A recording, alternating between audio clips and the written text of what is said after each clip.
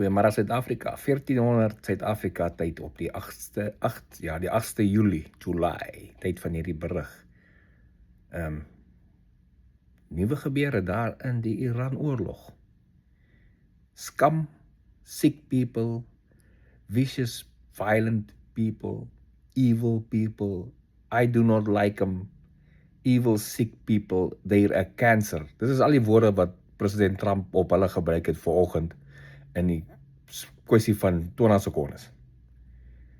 Hy is klaar met hulle. Hulle wil nie worry.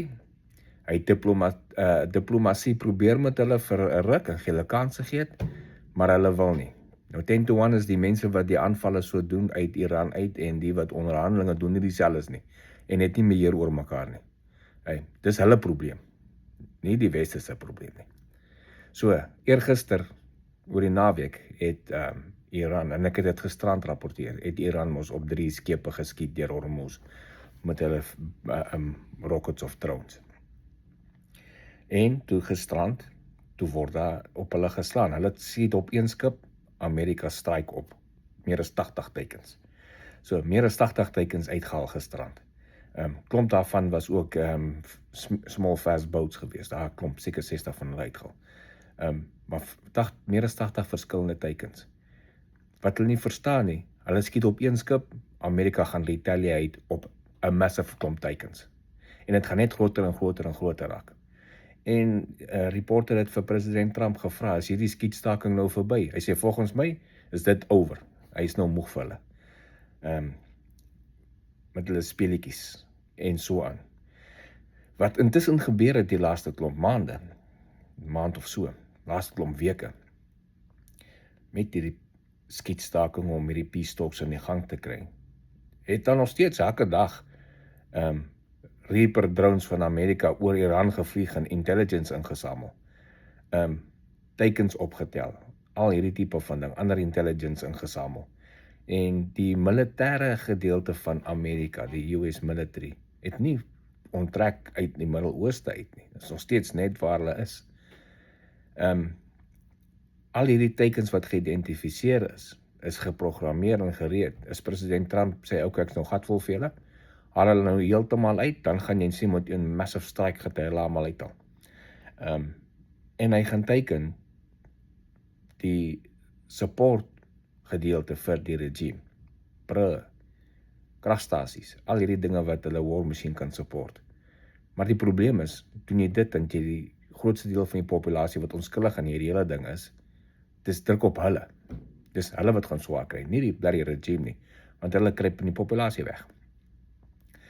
Intussen, na die strike het Iran toe maar, soos gewoonlik, wat hulle kan doen, skiet 'n paar drones en missiele in Kuwait en Bahrein in.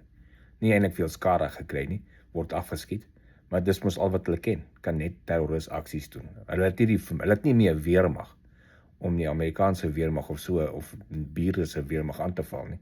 Hulle het net nog 'n paar drones en missiele wat in hulle bankers nog is, en ondergrondse grotte is, wat survive die groot aanval van 'n paar maande terug. En al wat hulle met dit kan doen is skiet nou en dan in die buurland in. Hulle kan dit nie vervang nie. Hulle het nie meer die fabriek om dit te vervaardig en te vervang nie. So, hulle sit met 'n probleem. Dit wat hulle oor het, is wat hulle oor het. En elke keer as hulle dit gebruik, het hulle nou 'n bietjie minder van dit oor. Mense vra nog steeds die vraag, hoe is dit moontlik as Iran se hele weermag vernietig is, dat hulle nog steeds beheer oor Hormuz kan uithou, soos wat hulle nou is? Jy het nie weermag nodig nie. Dis 'n paar terroriste. Dis dit. Jy ry met 'n rubberdak met 4 ouens agterop en 'n RPG-7 en jy gaan skiet op 'n skip. En dan gaan jy ander skepe bang wees om maar deur te ry. Dis al wat dit is. Terrorisme. Maar dieselfde soos die Somali pirates daar af die kus van Somalië af, waar die mense se skepe hijack. Jy het nie weermag nodig vir dit nie. So ongelukkig, daai gedeelte gaan jy nooit kan stop nie. Die enigste manier om daai gedeelte te stop is om al die terroriste uit te haal. Die enigste manier om al die terroriste uit te haal is om die hele populasie uit te wis, want dis waar hulle wegkruip. En jy kan nie dit doen nie. So jy kan nie gaan en sê, kom ons gaan in maklik, hoe gaan Amerika nie in 'n maklik plat finaal nie? Jy kan nie, want hulle kruip tussen die populasie weg. En dan beteken dit jy moet 'n massa onskuldige civies uithaal. Kan nie dit doen nie, man, dis mos nie normaal nie. So, Hier's die ding. Amerika en Israel het air superiority oor Iran. Iran skiet 'n skoot op 'n skip, dan gaan hulle maar vir hulle kry. Dan gaan Amerika daar ingaan en 'n klomp teikens stryk. Elke liewe keer as hulle dit doen. As hulle nou maar die game wil speel, lyk my dis wat hulle wil speel, dan moet dit maar so aangaan. Maar intussen, soos intelligence opgetel word waar nuwe goed ontwikkel en nuwe goed, gaan hulle maar net gestryk word. Hulle gaan nie 'n nuclear wapen hê in Australië. As hulle nuwe systems wil bou om nuclear wapens te bou, gaan dit maar net gestryk word. En hulle weet dit. So, lyk my dis maar die voortgang. Dis die probleem met terrorisme. Terrorisme sal nooit stop nie. 'n War on terror het nie 'n end state nie, want daar as jy maak een dood, dan word die volgende een gebore. So dis maar wat daar aangaan. Intussen moet die ander Arabiese lande wat daar om Hormuz is, hulle is besig om pyplyne te maak om die Hormuz heeltemal te skiep. So dis wat gaan gebeur op die ou end. Mense gaan pyplyne maak en goeie skiep Hormuz, dat hulle nie meer 'n choke point het nie.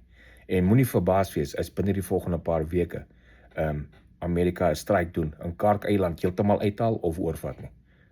Moenie verbaas wees as dit gebeur nie, maar dit is definitief iets wat op die tafel is. Okay, that's nou vir vandag, sien julle later.